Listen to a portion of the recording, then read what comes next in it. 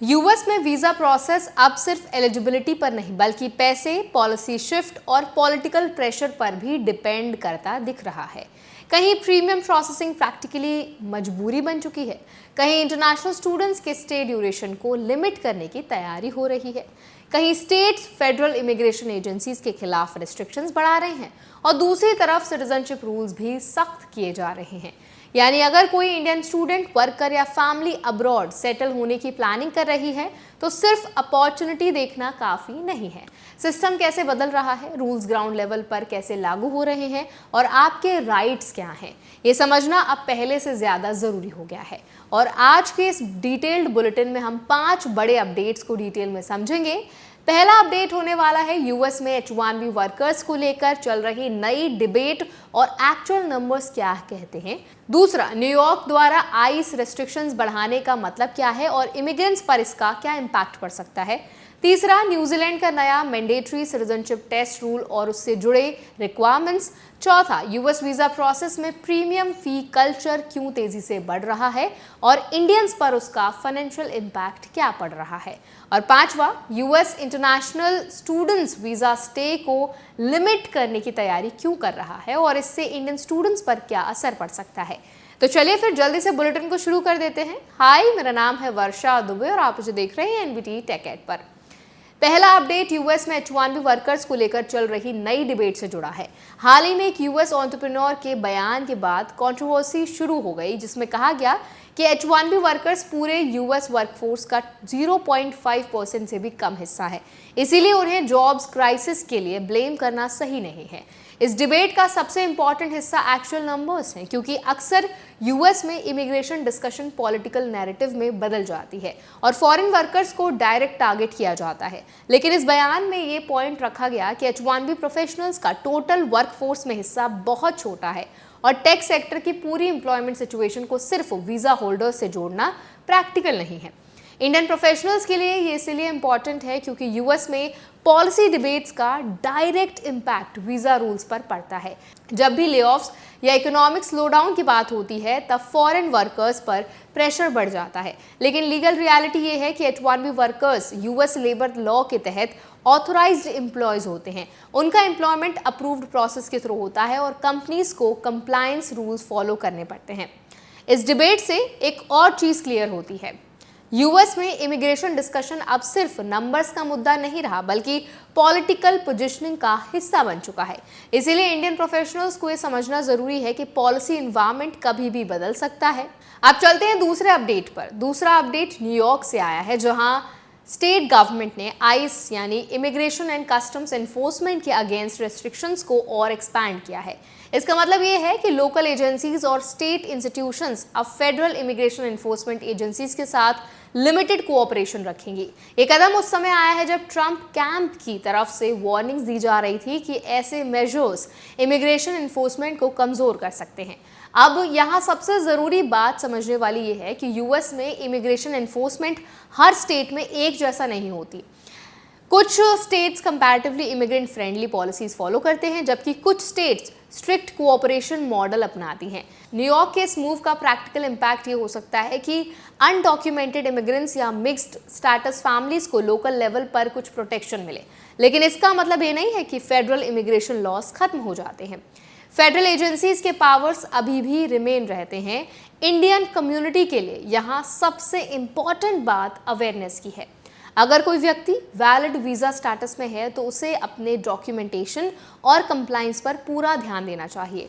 State level protections helpful हो सकती हैं, लेकिन अल्टीमेटली फेडरल इमिग्रेशन लॉ ही फाइनल अथॉरिटी रहता है। अब चलते हैं तीसरे अपडेट पर। तीसरा अपडेट न्यूजीलैंड से आया है, जहां सरकार ने 2027 से सिटीजनशिप टेस्ट मैंडेटरी करने का फैसला लिया है। इस नए रूल के तहत सिटीजनशिप अप्लाई करने वाले लोगों को कंट्री के वैल्यूज, हिस्ट्री, गवर्नेंस सिस्टम और सिविक अंडरस्टैंडिंग से जुड़ा टेस्ट देना होगा। इसका मतलब ये है कि अब परमानेंट रेजिडेंसी के बाद सिटीजनशिप प्रोसेस सिर्फ स्टे ड्यूरेशन पर बेस्ड नहीं रहेगा, बल्कि एप्लीकेंट्स को इंटीग्रेशन क्राइटेरिया भी सेटिस्फाई करना होगा। इंडियन माइग्रेंट्स के लिए ये अपडेट इसीलिए इम्पॉर्टेंट है क्योंकि न्यूजीलैंड सबसे लंबे समय से स्टूडेंट्स और स्किल्ड वर्कर्स के लिए पॉपुलर डेस्टिनेशन रहा है। अब सिटीजनशिप प्रोसेस में सिर्फ रेजिडेंसी ईयर्स काफी नहीं होंगे, एप्लीकेंट्स को ये भी दिखाना होगा कि वो कंट्री के सिविक स्ट्रक्चर और सोशल सिस्टम को समझते हैं। ऐसे टेस्ट कई वेस्टर्न कंट्रीज पहले से फॉलो करती हैं और अब न्यूजीलैंड भी उसे डायरेक्शन में मूव कर रहा है।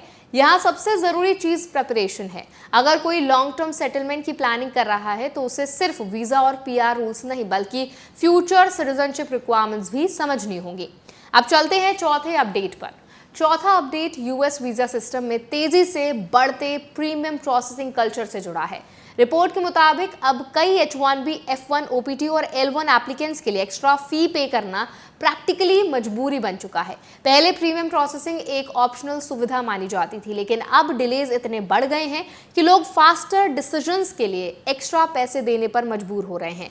इसका सबसे बड़ा इम्पैक्ट इंडियन एप्लीकेंट्स पर पड़ रहा है क्योंकि ऑलरेडी वीज़ा प्रोसेस एक्सपेंसिव है और अब extra processing fees overall financial burden को और बढ़ा रही है। कई एप्लीकेंट्स का कहना है कि नॉर्मल प्रोसेसिंग टाइमलाइंस इतने अनप्रेडिक्टेबल हो चुके हैं कि करियर प्लानिंग, ज्वाइनिंग डेट और ट्रैवल प्लान्स अफेक्ट होने लगे हैं। इसीलिए लोग रिस्क अवॉइड करने के लिए प्रीमियम रूट चुन रहे हैं। यहाँ सबसे इंपॉर्टेंट बात ये समझना है कि प्रीमियम प्रोसेसिंग अप्रूवल गारंटी नहीं करता, ये सिर्फ फास्टर रिस्पॉन्स टाइमलाइन देता है। अगर डॉक्यूमेंट्स इनकम्प्लीट हैं या फिर एलिजिबिलिटी इशू है तो फास्टर रिजेक्शन भी पॉसिबल है। इसीलिए एप्लीकेंट्स के लिए सबसे ज़रूरी चीज़ डॉक्यूमेंटेशन एक्यूरेसी है। कई लोग सिर्फ जल्दी डिसीजन के लिए पैसे दे देते हैं लेकिन सपोर्टिंग डॉक्यूमेंट्स प्रॉपर्ली प्रिपेयर नहीं करते, जिससे कॉम्प्लिकेशंस बढ़ सकते हैं। अब चलते हैं पांचवें और आज के सबसे इंपॉर्टेंट अपडेट पर। पांचवा update US international student visa stage को लेकर है। रिपोर्ट्स के अनुसार यूएस गवर्नमेंट एक ऐसे रूल पर काम कर रही है जिससे इंटरनेशनल स्टूडेंट्स के स्टे ड्यूरेशन को लिमिट किया जा सकता है।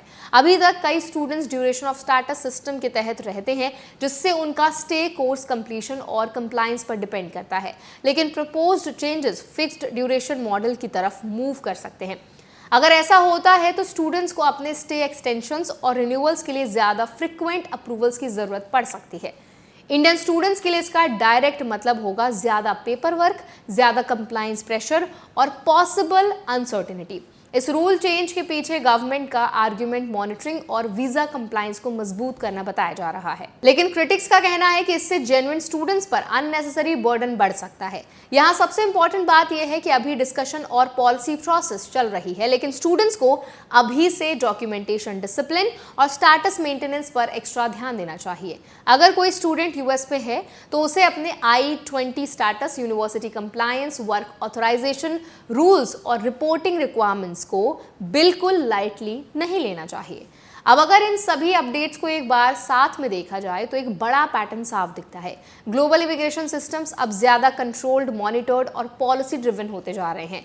कंट्रीज स्किल्ड वर्कर्स और स्टूडेंट्स को अपॉर्चुनिटीज तो दे रही हैं, लेकिन साथ ही कंप्लायंस रूल्स और स्क्रूटनी भी बढ़ा रही हैं। इंडियन स्टूडेंट्स और प्रोफेशनल्स के लिए इसका सबसे बड़ा टेक अवे यही है कि अब सिर्फ वीज़ा मिलना इनफ नहीं है, आपको पूरे सिस्टम को समझना होगा। आपके राइट्स क्या हैं, ऑब्लिगेशंस क्या हैं, कौन कौन से रूल फेडरल लेवल पर लागू होते हैं, कौन सा स्टेट लेवल पर, कौन सी पॉलिसी टेम्पररी है और कौन सी लॉन्ग टर्म, ये सब समझना ज़रूरी है। दूसरी सबसे ज़रूरी चीज़ है डॉक्यूमेंटेशन डिसिप्लिन। आज के टाइम में छोटी सी मिस्टेक फ्यूचर एप्लीकेशंस को अफेक्ट कर सकती है। तीसरी चीज़ है फाइनेंशियल प्लानिंग। वीज़ा प्रोसेस अब पहले से ज़्यादा एक्सपेंसिव और अनप्रिडिक्टेबल होता जा रहा है, इसीलिए इमरजेंसी प्लानिंग ज़रूरी है। और सबसे इंपॉर्टेंट बात, informed decision making. Social media clips और हाफ इंफॉर्मेशन के आधार पर डिसीजन और डेंजरस हो सकता है। इमिग्रेशन अब सिर्फ सपना नहीं बल्कि लीगल प्रोसेस है, और जो लोग रूल्स को समझते हैं वही लॉन्ग टर्म स्टेबिलिटी बना पाते हैं। तो आई होप आज का बुलेटिन आपके लिए हेल्पफुल रहा होगा। अगर ये बुलेटिन आपको अच्छा लगा हो तो उसको लाइक करें, शेयर करें। ऐसे और अपडेट्स के लिए हमारे चैनल NBT Tech Ed को भी जरूर सब्सक्राइब करें।